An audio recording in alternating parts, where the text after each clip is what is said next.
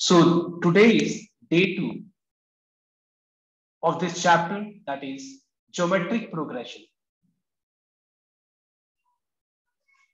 Now, in the last class, we did all the questions. We did till 8, and also मैंने homework भी post किया था group में. So tell me, do you have any? 8 तो मैंने class में ही कराया था, 7 और 8. I still remember. हम लोगों ने 7 और 8 last class में ही किया था. But do you have any doubt from number 1 to 8? Any question? Anyone? Do you have any doubt in number 4, 5, 6? इस टाइप के कोई भी डाउट है किसी का? ओके, अगर डाउट नहीं है तो आगे हम बढ़ते हैं फिर. एंड जो आज पहला सम हम लोग करेंगे that is number 11. So everyone pay attention here. See, we are talking about a GP. ठीक है. Now when we are talking about a GP, उस जीपी का पहला टर्म भी होना चाहिए और कॉमन रेशियो भी होना चाहिए. So let capital A and capital R be the first term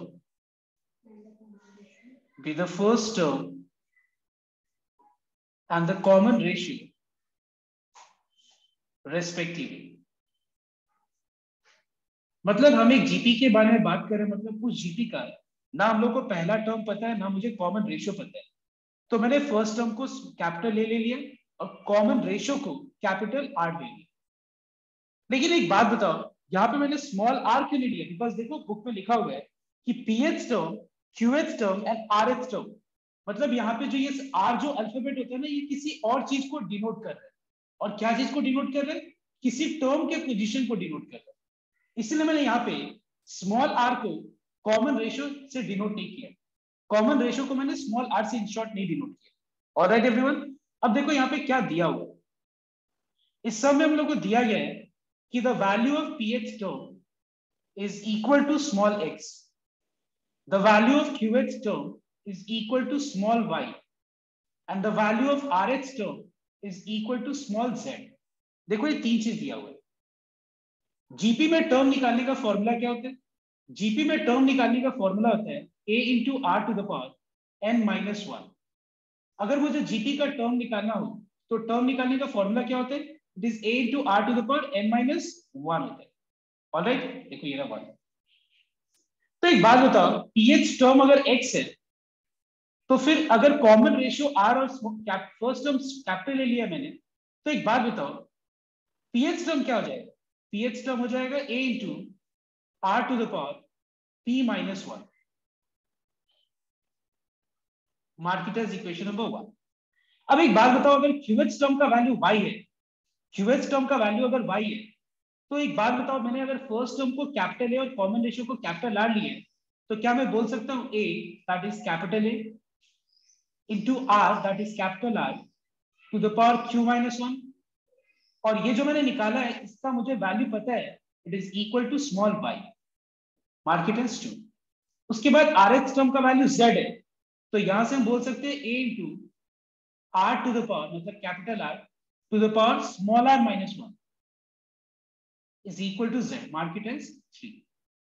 तो यहां से मैंने क्या किया, इक्वेशन नंबर 1, इक्वेशन नंबर 2 और इक्वेशन नंबर 3 ऑब्टेन कर लिया, जहां पे मैंने x का वैल्यू, y का वैल्यू और z का value in terms of a and r निकाला. देखिए अब हम लोग को यहां पे प्रूव करना है, we have to prove that x to the power q minus r, y to the power r minus p and z to the power p minus q is equal to 1. ये हम लोग को show करना है. तो मैं इसके लिए क्या करूंगा, देखना एक बार ध्यान से, सब पे नोट करना. इसको शो करने के लिए मैं इक्वेशन नंबर 1 का x का वैल्यू, इक्वेशन नंबर 2 का y का वैल्यू और इक्वेशन नंबर 3 का z का वैल्यू में इन तीन जगह पे मैं सब्स्टिट्यूट करूंगा. ठीक है. तो सबसे पहले मैं LHS ले रहा हूं. ठीक है, ध्यान देना.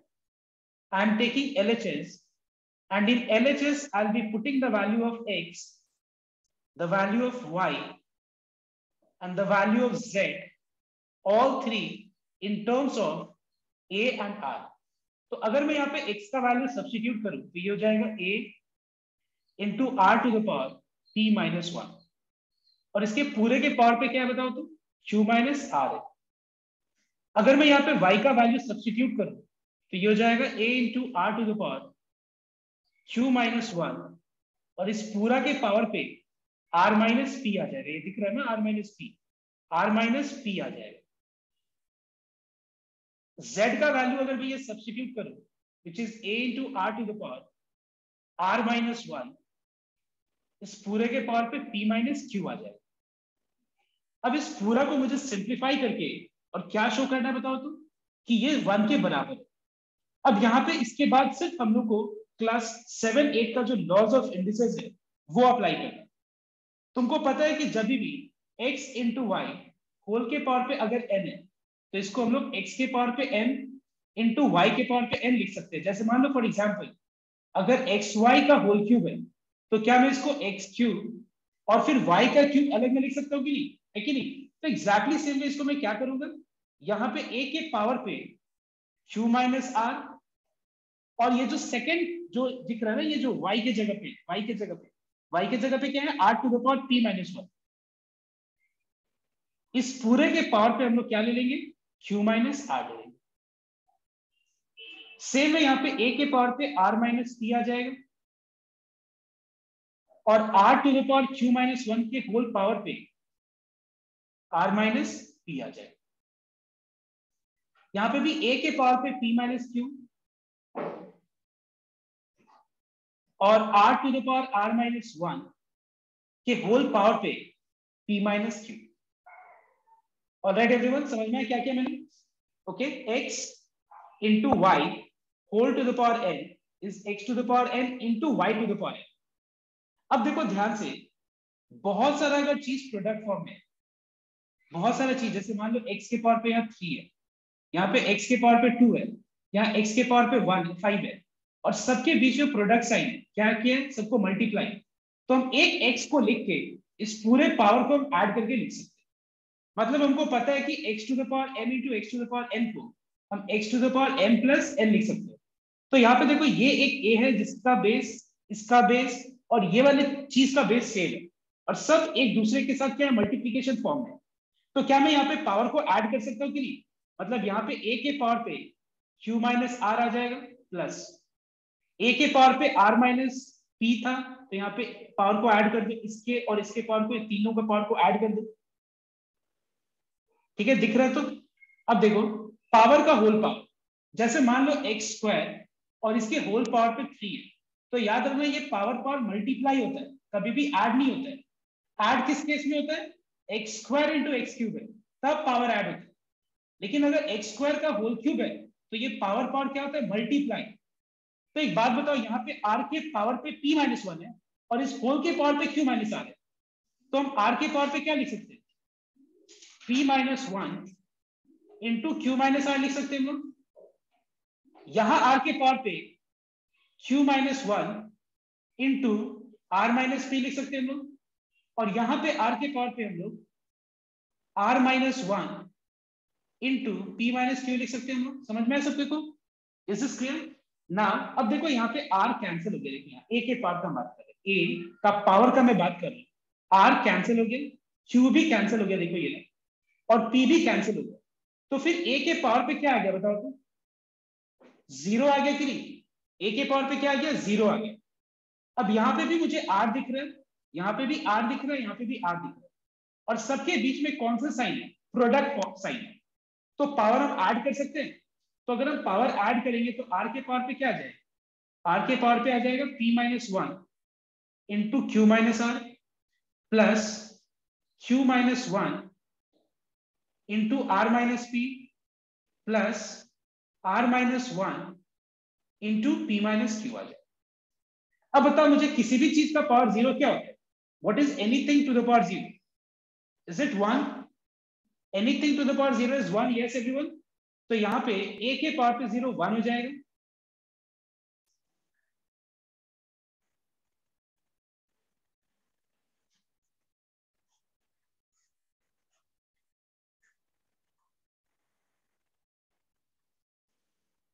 ठीक है, a के पावर पे 0 1 हो जाएगा,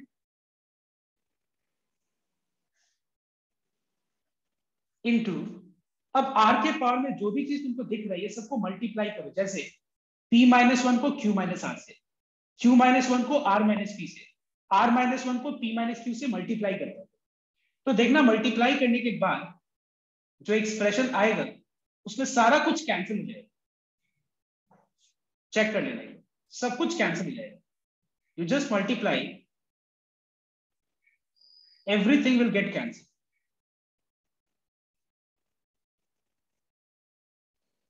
ठीक है, मैं मल्टीप्लाई कर रहा हूं। ऑलराइट, अब देखो आर के पावर पे भी जो चीज है वो सब कैंसिल हो जाएगा। देखो पी क्यू से कैंसिल हो रहा है, माइनस पी आर, यहाँ पे प्लस पी आर है, plus r minus are plus q, मतलब सारा कुछ कैंसिल हो गया। और आर के पावर पे यहाँ पे भी जीरो आ जाएगा, r to the power zero भी वन। ठीक है, क्या प्रूव करना था हम लोग को कि क्या ये इसका प्रोडक्ट जो है वन के बराबर है। ऑलराइट एवरीवन, क्या ये सारा का प्रोडक्ट वन के बराबर है या नहीं, हम लोग को शो करना था। अच्छा एक बात बताओ, क्या ये तुम लोग को समझ में आया है नहीं है, बताओ इस टर्म में।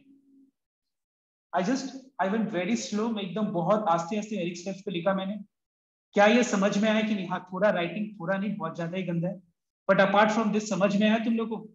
Yes yes. एक काम करो, फटाफट इसको कॉपी करो।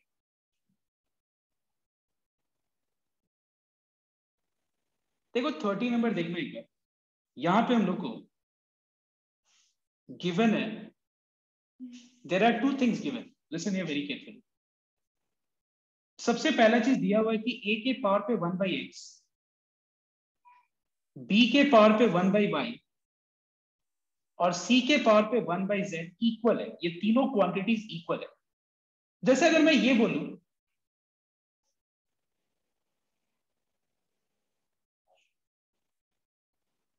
देखो एक बार अगर मैं ये बोलूं कि a के पास भी 100 रुपए है, b के पास भी 100 रुपए है, c के पास भी 100 रुपए है, तो क्या मैं लिख सकता हूं, क्या मैं लिख सकता हूं कि a equal to b equal to c और तीनों के पास 100 रुपए? एग्जैक्टली सेम वे यहां पे लिखा हुआ है कि a के पावर पे 1/x का वैल्यू, b के पावर पे 1/z का 1/y का वैल्यू और c के पावर पे 1/z का वैल्यू इक्वल है। ये तीनों क्वांटिटीज इक्वल है। जैसे यहाँ पे a equal to b equal to c लिखा हुआ है, बट ये तीनों किसके बराबर है वो हमको पता नहीं। और सेकंड चीज क्या लिखा दिया हुआ है, देखना एक बार। सेकंड चीज यहाँ पे दिया हुआ है, एक मिनट, सेकंड चीज दिया हुआ है कि a b c are in GP and a b c are in GP. तो एक बात बताओ, अगर सपोज 3 नंबर्स है, जैसे मान लो 2 के बाद 4 के बाद 8, अगर मान लो ये तीनों नंबर्स अगर जीपी में है, तो जीपी में होने के लिए 4/2 का वैल्यू और 8/4 का वैल्यू, जिसको कॉमन रेशियो बोलते हैं, वो इक्वल आना चाहिए। अगर इक्वल है इसका मतलब ये जीपी में है 248। एग्जैक्टली सेम में अगर मान लो एबीसी जीपी में है, तो क्या मैं बोल सकता हूं कि b/a का वैल्यू और c/b का वैल्यू इक्वल होगा?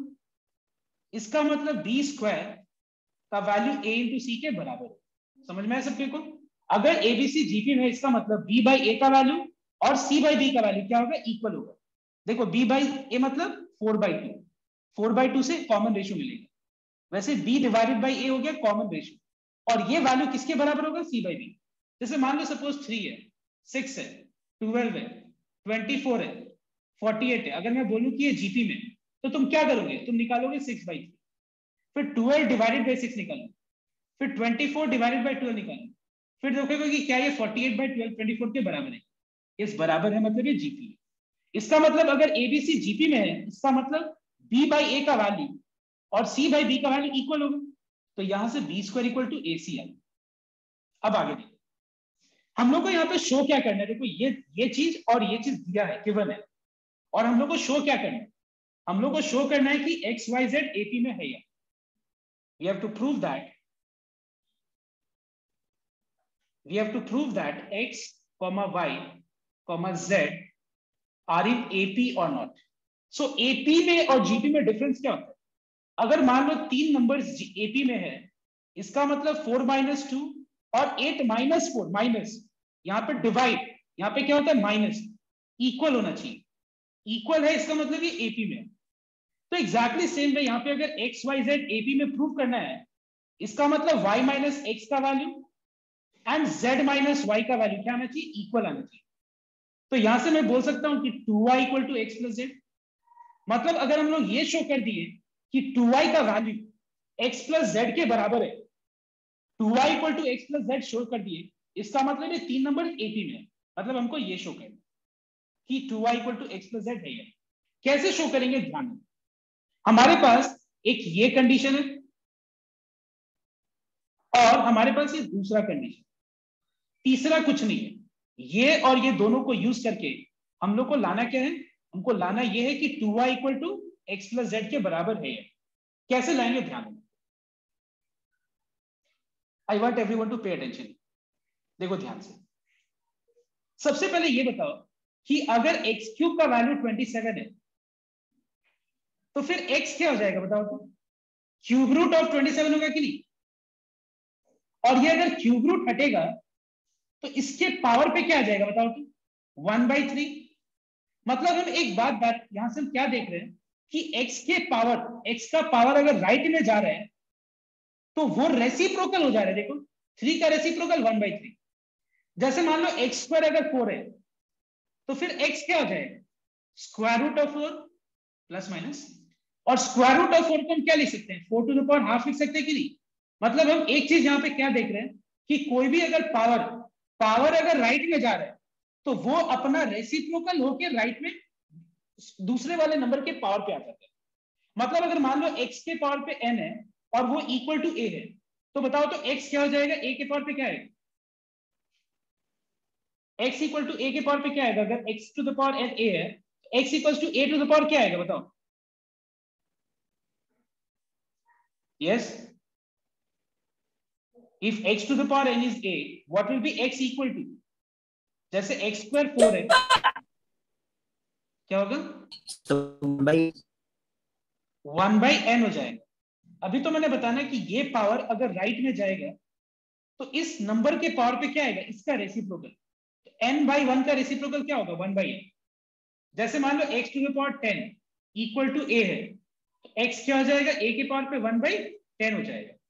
अब सेम में अगर मान लो a का power 1/x, b to the power 1/y और c to the power 1/z तीनों इक्वल है, तो इक्वल अगर है तो ये तीनों किसी एक पर्टिकुलर चीज के बराबर तो होगा ना। अगर ये तीनों इक्वल है तो किस वैल्यू के बराबर है, दिमाग में आ रहा है ना ये चीज कि ये इक्वल है, ये और ये इक्वल है। तो मान लो ये इक्वल टू k है, मान लेते हैं ये k के बराबर है। तो क्या मैं बोल सकता हूं कि a to the power 1/x equals to k, b to the power 1/y is also equal to k, and c to the power 1/z, just wrote the wrong thing here, it will be z, okay? c to the power 1/z is also equal to k. अब बताओ तो ये वाला power a के power पे जो भी चीज है ये अगर राइट में शिफ्ट करेगा तो बताओ तो a इक्वल टू क्या हो जाएगा, b इक्वल टू क्या हो जाएगा और c इक्वल टू क्या हो जाएगा, k to the power z हो जाएगा। मतलब हम लोगों ने क्या किया है, a का वैल्यू, b का वैल्यू और c का वैल्यू सारा हम लोग ने k बेस k के टर्म्स में हम लोग ने एक्सप्रेस कर दिया। तो हम लोगों ने पहला वाला जो कंडीशन है इसको यूज करके a equal to b equal to c equal to निकाल दिया। अब ये दूसरा वाला में, ये जो दूसरा इक्वेशन कंडीशन है ना, इसमें सब्स्टिट्यूट कर। Now we know that b square equal to a into c। यहां पे b का वैल्यू सब्स्टिट्यूट कर दो, that is k to the power y। इस पूरा के पावर पे 2 है, ये रहा b, ये रहा, और b स्क्वायर, b का होल स्क्वायर, a का वैल्यू है k to the power x, c का वैल्यू है k to the power z। अब बताओ मुझे, पावर का होल पावर मल्टीप्लाई होते हैं तो k के पावर पे क्या आ जाएगा, 2y। यहाँ पे जब बेस सेम है तो पावर ऐड हो जाएगा, तो यहाँ पे k के पावर पे क्या आ जाएगा, x प्लस जेड। दोनों तरफ बेस सेम है तो क्या मैं बोल सकता हूँ कि पावर इक्वल होगा, तब जाके ये दोनों इक्वल होगा। अगर दोनों तरफ दोनों का बेस सेम है तो हम क्या पावर को इक्वलाइज कर सकते हैं, और क्या मैं ये बोल सकते हैं कि 2y equal to x plus z. और अगर 2y equal to x plus z आया, अगर 2y equal to x plus z आया मतलब क्या है, इसका मतलब ये हुआ कि एक्स वाई जेड क्या है, एपी में है। Therefore x y z REAP, hence proved. Okay तो देखो हम लोगों ने क्या किया, बहुत सिंपल चीज, हम लोग को दो कंडीशन दिया हुआ था, देखो दो कंडीशंस, ये एक और ये एक, ये दोनों कंडीशंस को यूज किया हम लोगों ने। इसमें क्या किया देखो ध्यान से, ये जो बी का वैल्यू है यहाँ पे, सी का वैल्यू यहाँ पे, ए का वैल्यू यहाँ पे, कैसे पुट किया, निकाल के, कैसे निकाला हम लोगों ने, इसको तीनों को हम लोगों ने इक्वल टू के ले लिया पहले लेट, ए का वैल्यू इन टर्म्स ऑफ के निकाला, बी का वैल्यू इन टर्म्स ऑफ के निकाला, सी का वैल्यू भी इन टर्म्स ऑफ के निकाला, और ये इक्वेशन नंबर 2 में मैंने ए का वैल्यू, बी का वैल्यू और सी का वैल्यू सब्स्टिट्यूट कर दिया, और सब्स्टिट्यूट करके ये हो गया proof 2y equal to x plus z. तो 2y equal to x plus z का मतलब ये हुआ कि एक्स प्लस जेड क्या है, 18। ऑलराइट, ये सारा वर्किंग है, जरूरत नहीं है लिखने की, these are all working, it's not required। so एक बार कॉपी कर लो फटाफट, और कॉपी करने के बाद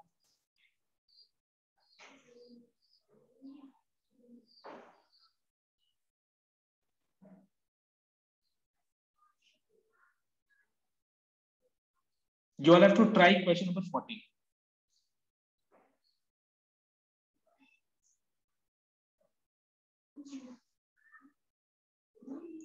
so everyone note down question number 14। ठीक है, क्वेश्चन नंबर 14 में क्या देखना है, क्या, if one geometric mean, GM का मतलब geometric mean G, and two arithmetic means p and q be inserted between the two given numbers, so let the two given numbers be a and b, let a and b be the two given numbers।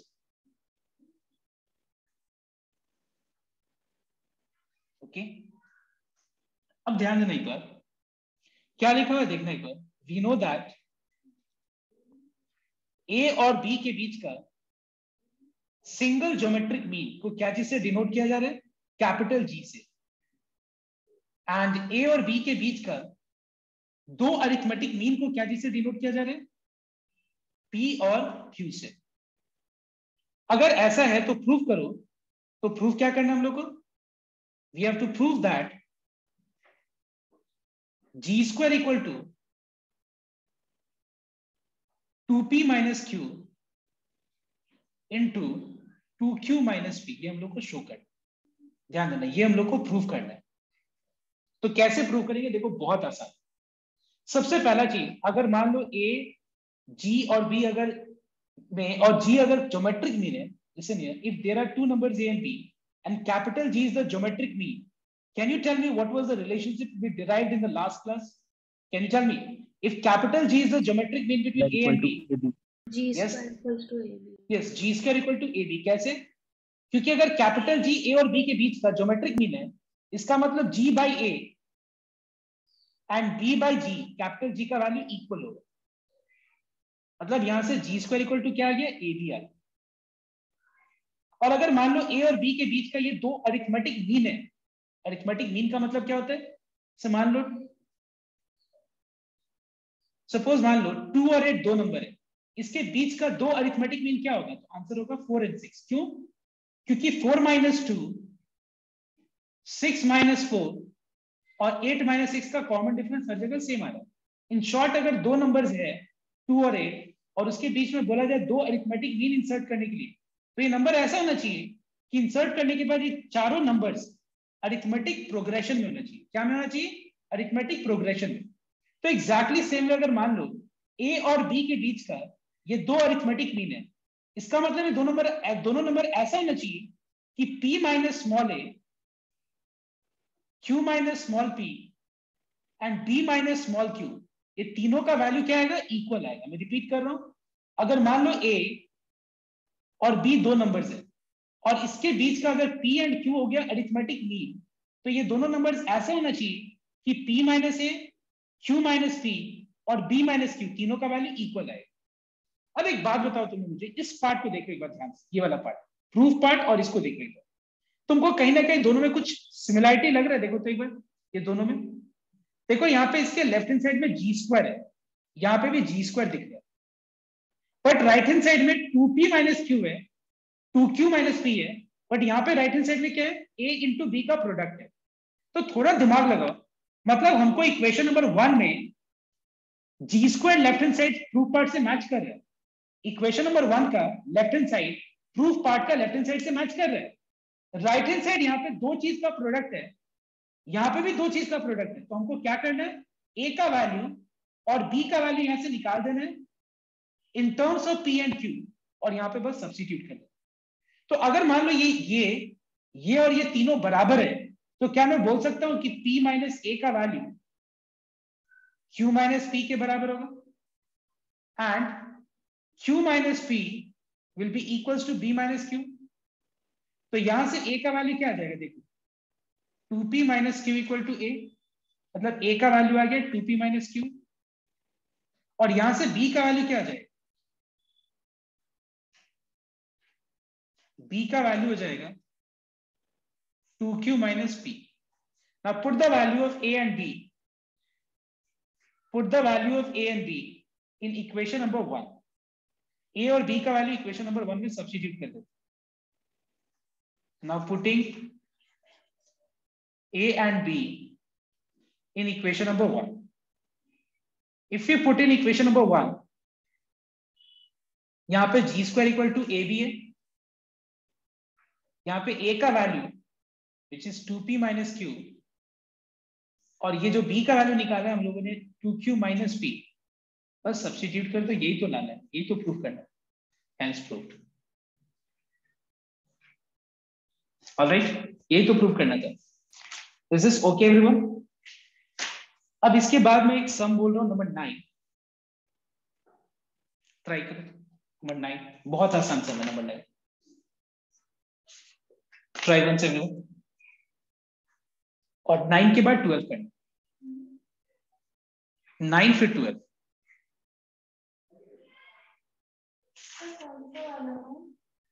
इसी chapter पे, इसी exercise में 9 फिर 12। So question number 9 देखना एक बार। See, in question number 9 you have a GP. So again let us assume that small a and small r be the first term and common ratio, first term and the common ratio respectively.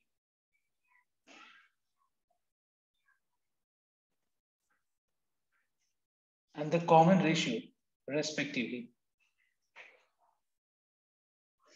Now see, it is written that 5th term, 8th term and 11th terms are P, Q and S. So we know that जो 5th term है इसका value को P से denote किया जा रहा है, मतलब A into R to the power 5 minus 1 is equal to P. उसके बाद लिखा हुआ है कि 3rd term का वैल्यू, सॉरी 8th term का वैल्यू Q है, देखो लिखा है। तो क्या यहां से मैं बोल सकता हूं A into R to the power 7 equals to Q, mark it as equation number 2.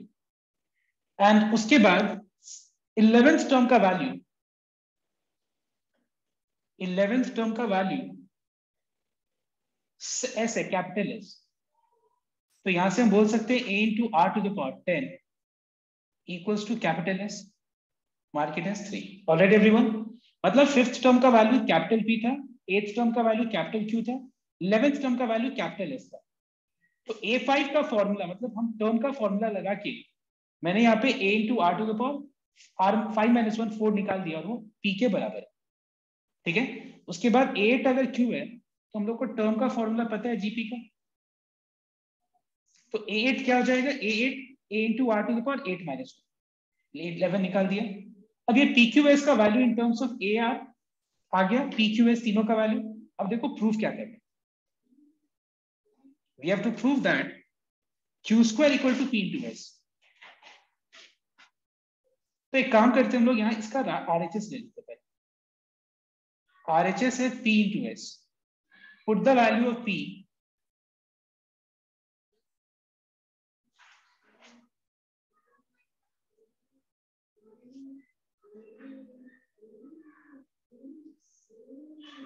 put the value of S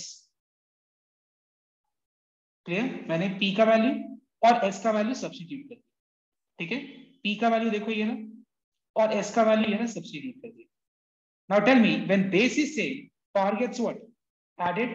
जब बेस सेम होता है तो पावर क्या होता है? ऐड हो जाते हैं। तो ये ए स्क्वायर हो गया, r to the power 4 into are to the power 10, r to the power 14 हो गया। और हम लोग को शो किसके बराबर करना है बताओ तो, कि क्या ये क्यू स्क्वायर के बराबर है? तो क्या मैं इसको लिख सकता हूँ क्यू स्क्वायर? देखो तो एक चेक करो तो एक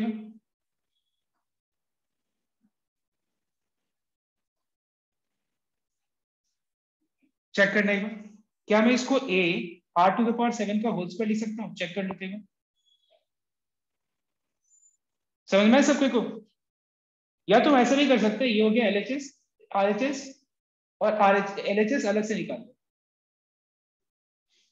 एलएचएस हो गया क्यू स्क्वायर, क्यू स्क्वायर मतलब A into are to the power 7 का whole square, that is A square into are to the power 7 का होल स्क्वायर।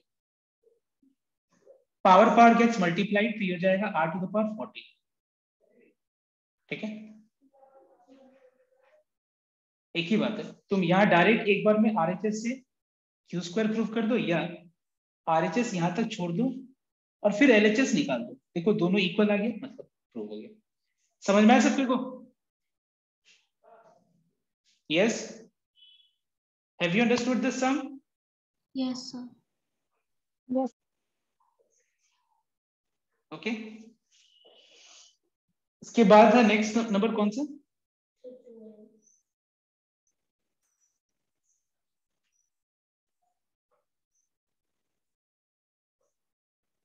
12. 12 नंबर समझ में आया तुम लोगों को?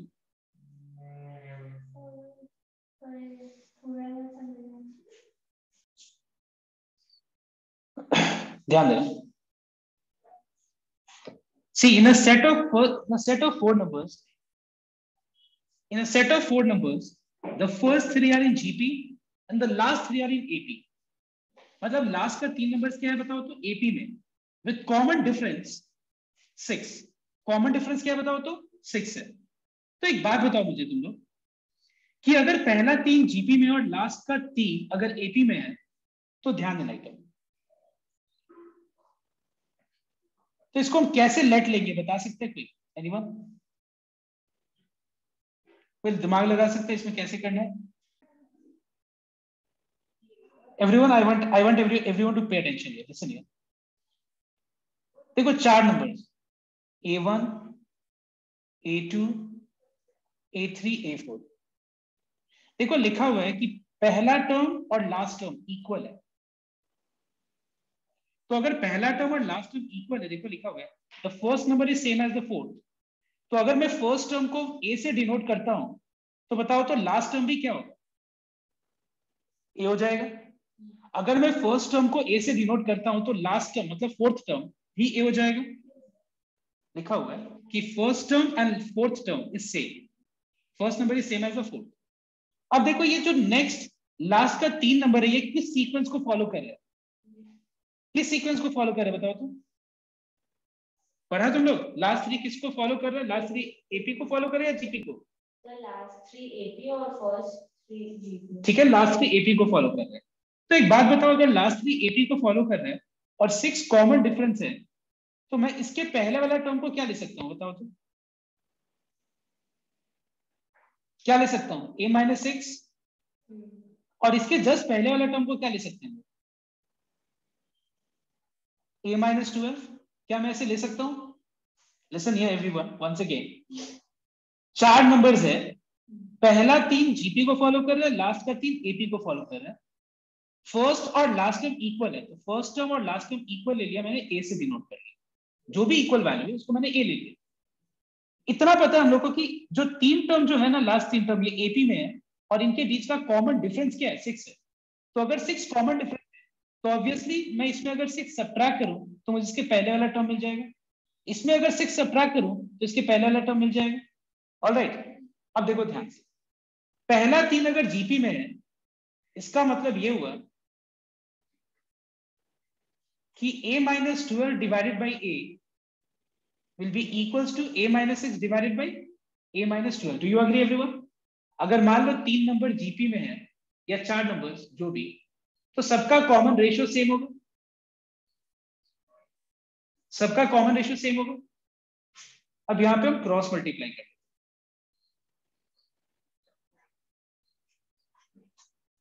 let us simplify this.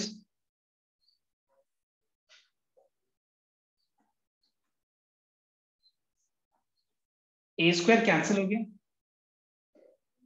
144 equals to 18a, a कितना हो जाएगा 144 by 18. What is 144 by 18? Yes, क्या ये डिविजिबल है कंप्लीटली? 8, ठीक है, a आ गया 8, तो 4 नंबर्स क्या हो गया, पहला नंबर a है, a का वैल्यू 8 है, उसके बाद 8 minus 12 which is, उसके बाद 8 minus 6 which is लास्ट 8, हो गया, ये निकालना था ना। Okay, this is a requirement. समझ में आया सबके को? ओके, अब देखो ये वाला एक्सरसाइज का लगभग हम लोगों ने सारा सभी यहाँ पे कर लिया, जो जो डाउट आने वाला है। बस एक तुम्हारा 10 नंबर एक बार अच्छे से ट्राई करना, और 10 नंबर में ना एक चीज ऐड करो सबको ही, find the PH term and the QH term. Please everyone add there, find the PH term and the QH term. वहां पे लिखा हुआ है सिर्फ पीएच टर्म, तुम लोग उसमें एक और 8 ऐड कर दो, find the QH term also. और यहाँ पे तुमको सारा सम से करके कंप्लीट करके और नेक्स्ट क्लास अटेंड करना।